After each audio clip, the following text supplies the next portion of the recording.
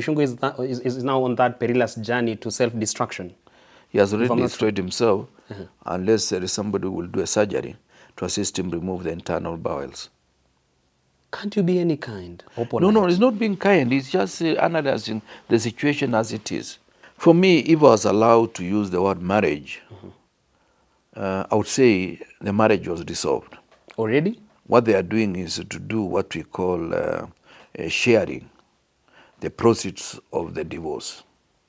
And that is more complicated than divorcing the marriage. Because they seem as somebody that cannot be trusted with accommodation of everybody. You know Trans Nzoia the way it is. Because of the deputy governor's woes? No, generally his own statements. I'm happy. I hope you'll send him this clip. They're coming back to haunt him? Yes.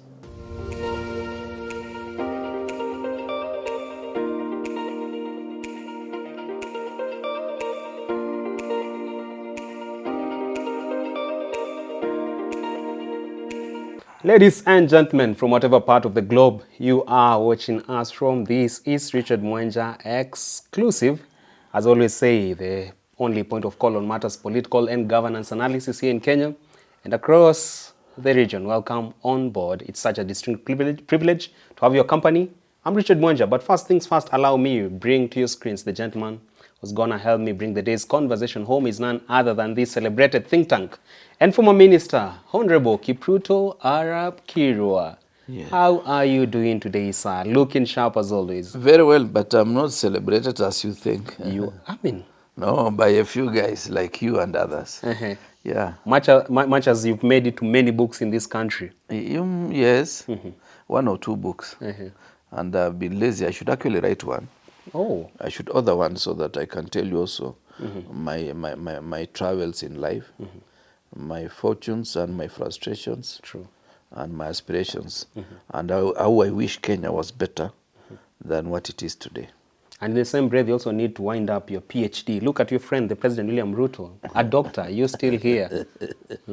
But I did my coursework and I excelled. Yeah, I'm doing the research. And you know, research, if it is genuine and authentic, you must take time to gather all the information, you synthesize, you analyze, you're able to do what we call triangulation. If this information is like this and is like the other one, therefore, the information must be correct. But it has taken you too long a time. The president did it in under such a short time. No, he did it in 6 years. And I just finished my coursework about 1 year ago. So in the right track. I may be doing better than him. Soon enough, Dr. Kirwa. Well, I just pray that becomes part of my name. Yeah, but even up to now, I thank God for the opportunity he has given me. I haven't come from Tanzania in 1972, and by now I've been a minister and many other things. I thank God for it. All right. Yeah, I thank God for it. All right. Yeah. Very well. Straight to the day's conversation, sir, and we are advancing matters to do with politics of the mountain, that is the Mount Kenya divide. And how about we begin with the recent development from Mount Kenya East MPs who have dumped the second-in-command, Rigathi Gachagua, and are now embracing Interior CS Kithure Kindiki, saying that he is going to be their spokesperson when it comes to issues that deal with that particular side of the mountain, and that they also see a future if they rally behind CS Kithure Kindiki and not Rigathi Gachagua. Let me ask you, for Mount Kenya East members of parliament, do you read wisdom behind this new development from them? Well, I would rather, instead of using the wrong word or substituting wisdom with any other word, I would rather say these are political machinations that people know.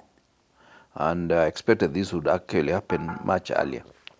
Remember, Professor Kithure Kindiki was one of the contenders for the position of the deputy president. But of course, as fortune would have it, Rigathi Gachagua got the position. And therefore, it is not lost. If you have ever done any competition with an individual in politics, they have very, very good memories of the experience they went through with you. Number two, I think the president realizes there is a bit of disquiet around the mountain. And he's trying to grope in the dark to see what combination can I have so that I remain with some heavy presence on the ground, or what we call substantial presence on the ground, with the hope that the next election, should Mount Kenya have another alternative candidate other than him, you will have some basic rudimentary support that will create the necessary threshold for him to cross over the 50+1 barrier. That may be part of that strategy. Number two, also people are selfish. How so? People are selfish in the sense that the Mount Kenya East, they have always felt that they needed to play a more prominent role.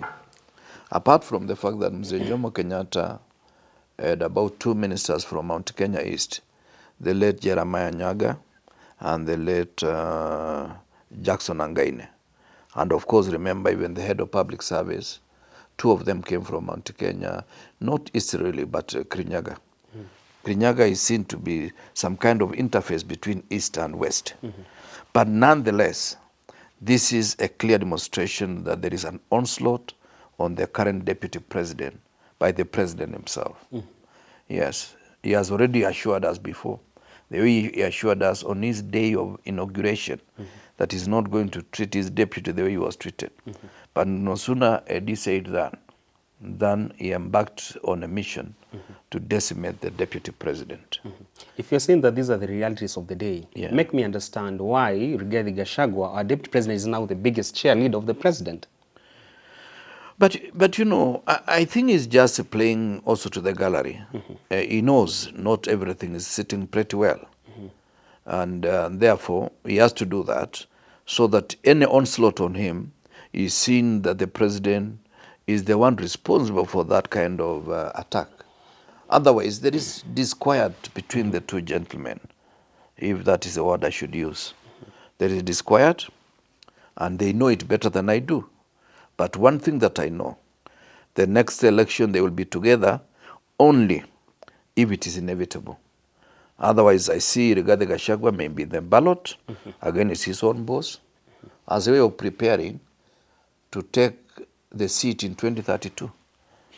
Or he may decide to support somebody else, retain the same position, or become part of the arithmetic in this particular election and prepare himself to be his own man in 2032. Those are the two plausible options. Otherwise, politically, he needs to fight back. Well put, but then again, I want to understand, would you say that, okay, how deep into the murky waters is their political marriage, that of Rigathi Gachagua and President William Ruto? For me, if I was allowed to use the word marriage, I would say the marriage was dissolved. Already? What they are doing is to do what we call sharing the proceeds of the divorce. And that is more complicated than divorcing the marriage. I can tell my wife today, we've divorced, but how to take care of the proceeds of the original marriage takes a bit of time. She may say she retains the Kitale house, I retain the Kitengela house, or current house, or whichever. That takes a bit of time for that to be arranged. Otherwise, to divorce is easy. You just need to prove a measure of infidelity. And that they have proven, that they are not, they have no fidelity to the original arrangement of working together. That everybody knows. Any political analyst, even in the street, they know that is over. So they need to take care of the proceeds of their original arrangement. So should this political marriage indeed be under shackles and probably a divorce is already underway, who are going to be the biggest casualties, especially from the side of President William Ruto? Are we looking at a case of Kimani Ichung'wah? Well, Kimani Ichung'wah is collateral damage that arises out of this divorce. So collateral damage in that if he doesn't play well, he still got a life. Because if President Ruto wins the next election, he might retain him as a minister. If President Ruto loses the next election, and Kimani Ichung'wah will have lost his constituents in Kikuyu, he will have no position to hold. He will just behave like some of us, former. And now on the side, of Rigathi Gachagua, are we looking at a case of Kega, governor of Nyeri, being the biggest casualty? So should things not sail to the direction of Rigathi Gachagua? Whatever the case, Kega is safe. Why? Because his backyard is safe. His backyard is 100% with the deputy president. So that is somebody that I would encourage to do what he's been doing. So Mutahi Kega is going to come back home to open arms should things not go the Rigathi Gachagua way? He's safe in the sense that he has the confidence of the people of Nyeri. And that is his most important constituency. Which ain't the case for Kimani Ichung'wah here in Kikuyu? Kikuyu has shifted. Already? 2 years? Away from William Ruto, and by extension away from Kimani Ichung'wah. Despite being the president's mouthpiece in parliament? That is actually what we call poison chalice. You know, poison chalice is sweet, but it destroys your internal organs. So Ichung'wah is now on that perilous journey to self-destruction? He has already destroyed himself, unless there is somebody who will do a surgery to assist him remove the internal bowels. Can't you be any kind? No, it's not being kind. It's just analyzing the situation as it is. In politics, and just like in any surgery, if you are so kind with the patient will die. So I'm just telling Kimani Ichung'wah. So empathy has to be measured when it comes to political staffs. You don't even empathy is not there. You are supposed to do the thing with bare knuckles. Tell somebody this is the truth. And the truth today is that Kimani Ichung'wah is working on a very perilous road, destined to nowhere, or destined to oblivion. There's no light at the end of his tunnel? It may be an oncoming train. Head-on? Collision? Yes. You know there's a tunnel around Kikuyu by the train, so it may be an oncoming train, and he thinks he's done, that's when he's going to get out of the tunnel. Says the man from Mangu High School. Yeah, I went to Mangu before he went to Alliance. Moving on swiftly on this conversation. And that was the first election. See, not the ones we were calling in Mangu Kumudha, the ones who are selected after the main selection. You're the top cream? Yeah, from Trans Nzoia. I was the only one from Trans Nzoia that year. Look for others. This gentleman, still on the context of Mount Kenya politics, this point comes now to the future of Rigathi Gachagua. Would you say that there's need for him to find friends across board, much as he already has some lieutenants by his side, talk of Jane Kihara, Mutahi Kahiga, we are seeing Edward Muriu, such legislators being firmly with him. Is there a need for him to transit the region and now move from just being portrayed as a regional leader and just a DP to a leader who unites the entire country? Well, it is very clear that he needs to reach out, but consolidate the home ground. So far he's doing well, but he also needs to prepare himself so that he's not misconstrued, that he's still crying foul because he wants certain favors from the system. He needs to prepare and realize that he's on his own. Even if the president was to give him 100% assurance, it will be an assurance based on certain realities that have not matured. Otherwise, with the fullness of time, I don't see them being together. They may be in the same ballot, but on different missions. One may be a presidential candidate, the other one running mate for another person, or also presidential candidate. So being the same ballot is okay, but not sharing the pair that they shared in the last general election. If that does happen, then a miracle will have fallen again to the days of today. Yeah. You are a seasoned politician from Trans Nzoia County, and this far we have seen a section of the political class endorse Trans Nzoia governor, that is Bwana Natembeya, to be the running mate to Rigathi Gachagua in 2027. Would you say that should this proposal come into light, that would be a lethal card that could maybe portend thunder for President William Ruto in 2027? Well, it will be a weak ticket. Yeah. My very honest opinion, he should try to look for how to work with Kalonzo Musyoka. Whether Kalonzo Musyoka will go for any position or for any other position, it will be a useful team to have him, Kalonzo Musyoka and somebody from Western Kenya. But Natembeya has not reached a critical mass to galvanize the Western nation. Otherwise, Trans Nzoia and Bungoma, he may be popular. Sure enough. But I still consider him a rabble-rouser. He has not matured into those credentials of leadership that people can trust. You see, there are a number of things that people think. Tell me. When I was young, I used to get a lot of applause because I was attacking the system of President Moi. But one thing that was very clear in my mind, I knew I have not matured to the position that people can trust me to be a leader. But as a rabble-rouser, they liked me. The perfect attack machinery. Yeah, attack machine. And I could do it very well, both in Kiswahili, in Kalenjin, and in English. But then I knew, even when we went for Mageuzi with people like James Orengo, I knew that I'm not a critical player on the political landscape. And I remember I told James Orengo one time, I know people like Mageuzi, but we still need to think of how to bring Wamalwa, Kibaki, and Raila together. Then he told me, no, you see, you, Kirwa, you dismiss yourself. But the truth of the matter is that is what happened eventually for us to form the government of the year 2002. So up to now, Natembea is a very critical player in any scheme of things. But if I was to advise Natembea, let him go for the second term as a governor. 2032, he can play national politics. Okay. Otherwise, today he will be isolated. Yeah, because his brand of politics is a bit, the octane is too high. And therefore, he runs the risk of not getting to where he wants to go.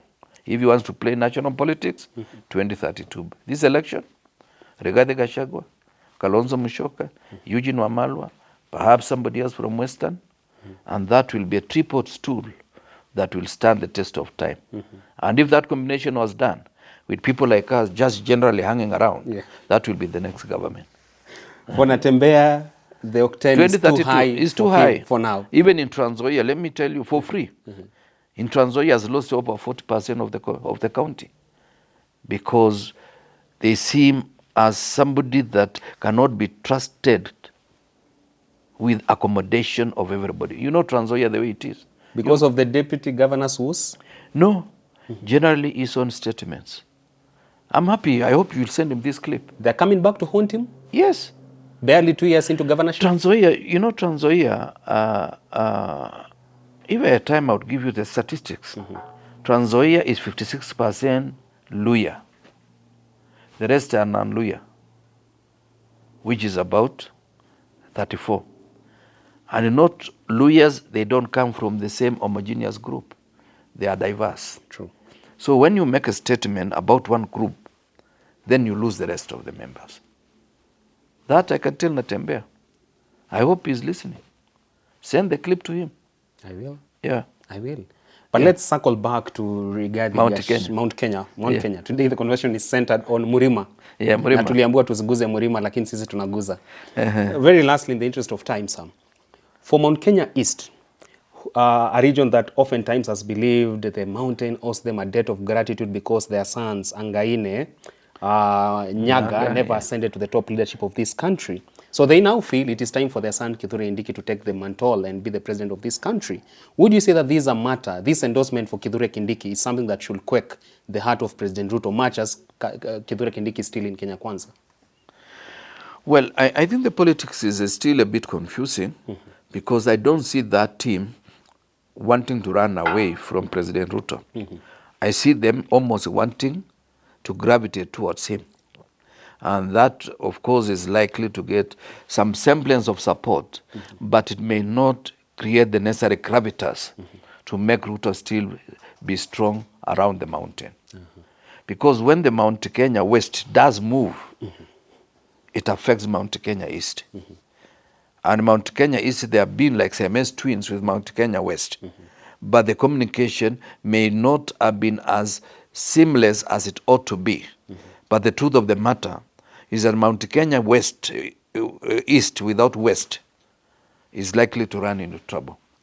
Given the fact that also part of Mount Kenya East is part of the Akamba nation by extension. Embu, Kirinyaga, there is substantial presence of the Akamba people. And therefore, Kalonzo Musyoka will have some foothold in Mount Kenya East. And should Mount Kenya West support Kalonzo, Mount Kenya East, of necessity, will be forced to get into that bandwagon. So it's a bit too early to write an history home But I would tell those from Mount Kenya is to be cautious. And should the Rigathi Gachagua be in the ballot, it's dangerous for them. They may not even come back to parliament, especially somebody like Ruto from Embu. Rigathi is a force to reckon with He's in a Mount force to Kenyan reckon. politics. Anyway, even nationally, he's no longer the person that was one-time MP. He's no longer just a son of Mamau. Not a son of Mamau, not the brother of Nderitu Gachagua. And not just a truthful And man the brother of of God. Nderitu Gachagua. Because the Gachagua we knew was Nderitu Gachagua, the first governor of Nyeri. Nyeri, But now he has created his own clout. Outside the name of the brother. Yeah, outside the name of the brother and the name of the father. Although I don't know whether the father was in Mau Mau. Yeah, but anyway, it's okay. Let's allow it for now. Maybe because he's a truthful man. Well, truthful, yes, he has been truthful. So far, he has not been lying like his boss. Because of God's graces, he is a truthful man of God. Well, I think Dorcas prays for him. Yeah. Very well. Even Rachel prays for William, but William, he's a bitch liar. Despite there being a budget for intercessors? Rachel is in trouble. You pray for somebody who lies in the afternoon? Come on, he'll give you a job and you'll be quiet. Who, me? In the near future, yeah. Yes. Yeah. I hope I will get a job, but of course, I don't miss that job. So that you stop oscillating between one studio and the next one. No. I will Being bare knuckles on him. I'm doing better than just to get a job that will be taken away after a corruption deal has exploded on my face. Imagine if I was Minister for Agriculture before what do you call the guy? Linturi. Mithika. Do you know I would be at home now? Bila bendera kwa gari. Because, bila bendera and in fertilizer scandal. And in Trans Nzoia, I would actually be in serious trouble. Unajificha ukienda nyumbani? Yeah, unafunika nini. You put curtains on the car. Anyway. All right, there you have it.